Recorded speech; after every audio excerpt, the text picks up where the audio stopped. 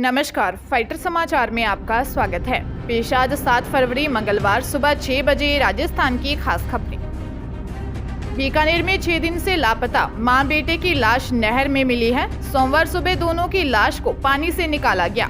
इस दौरान मां ने बेटे को चुन्नी के साथ पेट पर बांध रखा था। संभवतः मां ने बेटे को पेट पर बांधकर ही नहर में छलांग लगा दी। इससे दोनों की मौत हो गई। दोनों का शव एसडीआरएफ के जवानों ने बाहर निकाला और पोस्टमार्टम के लिए अस्पताल भेज दिया है। सोनू के देवर सोहन लाल ने बताया, पीहर से रवाना होते वक्त अनीता ने अपने पति को बताया कि वो जा रही है, लेने आ जाना। बाद में फोन किया कि मैं वापस नहीं आऊंगी, अपने बेटे को ले जाना। इस पर पति सोनू ने अपने साले को फोन किया। 9 बजे तक रावला में उसे ढूंढा। नहीं मिलने पर लोकेशन के आधार पर वो नहर के पास पहुंचे, जहां मोबाइल व बैग मिल गया। दोनों की 3 साल पहले शादी हुई थी। परिवार खेती का काम करता है। मिडिल ईस्ट के 4 देश तुर्की, सीरिया, लेबनान और इजराइल भूकंप से हिल गए। अभी तक भूकंप से 4 देशों में 500 से ज्यादा लोगों के मरने की खबर है। सबसे ज्यादा तबाही एपिसेंटर तुर्की और उसके नजदीक सीरिया के इलाकों में देखी जा रही है। तुर्की में अब तक 284 लोगों की जान चली गई है।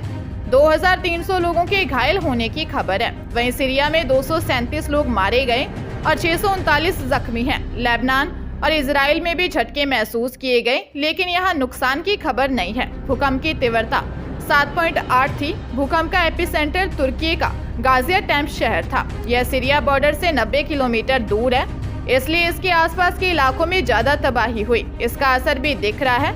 दमिश्क, अलेप्पो, हमा, लताकिया समेत कई शहरों में इमारतें गिरने की खबर है। अलवर में एक शादी समारोह में हुई फायरिंग ने 2 लोगों की जान ले ली। एक के बाद एक हुए 4 फायर में 4 लोगों को गोली जा लगी। मरने वाले में एक 8 साल का बच्चा और एक महिला है। कठुमर सीओ अशोक चौहान ने बताया कि खेड़ली थाना क्षेत्र के समूची गांव में रविवार को किसान राजवीर सिंह राजपूत के बेटे देवेंद्र सिंह का लगन टीका का कार्यक्रम था। गांव में सभी रिश्तेदार आए हुए थे। जश्न और खुशी के माहौल में लगन में शामिल परिवार के 2 लोगों ने फायरिंग शुरू कर दी।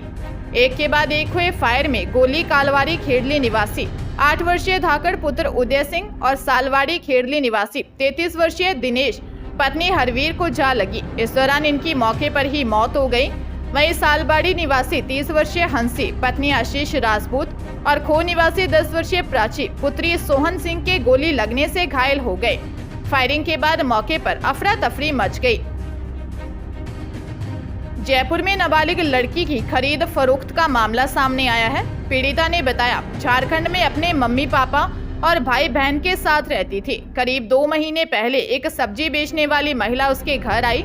महिला ने नानी से उसकी शादी की बात कही। महिला ने नानी को कहा, इसकी शादी मैं जयपुर में एक लड़के से करा दूंगी, बदले में तुम्हें 55,000 रुपए दूंगी। उसके बाद नानी उसे लेकर उस महिला के घर चली गई। एक दिन वहां रुकने के बाद अगले दिन महिला और नानी उसे ट्रेन में बैठकर जयपुर ले गई। माणक चौक इलाके में रहने वाली एक महिला के घर पर गए।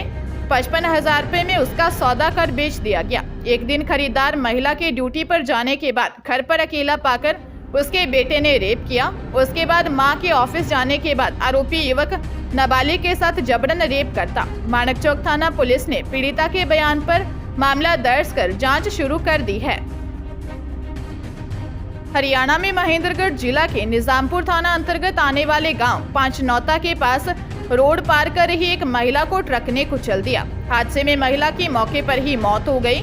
पुलिस से मिली जानकारी के अनुसार राजस्थान के सीकर जिला के सियालोदड़ा निवासी संदीप अपनी पत्नी ममता को लेकर मोटरसाइकिल से हरियाणा के नया गांव से अपने गांव सियालोदड़ा जा रहा था। रास्ते में पांचनौता गांव के स्टैंड पर संदीप की पत्नी ममता मोटरसाइकिल से उतरकर कुछ सामान खरीदने के लिए जाने लगी। ममता अभी रोड क्रॉस कर ही रही थी कि तेज गति से आ रहे ट्रक ने उसको टक्कर मार दी। इसके बाद ट्रक उसे कुचलता हुआ निकल गया। महिला की मौके पर ही दर्दनाक मौत हो गई। पुलिस ने हादसा करने वाले ट्रक को अपने कब्जे में ले लिया। पुलिस ने शव को अपने कब्जे में लेकर पोस्टमार्टम के लिए नागरिक अस्पताल में भिजवा दिया। पुलिस की छानबीन जारी है। झुंझुनू जिले के गुड़ागौड़जी में ट्रैफिक पुलिस ने रोडवेज बस के शराबी ड्राइवर को पकड़ा है।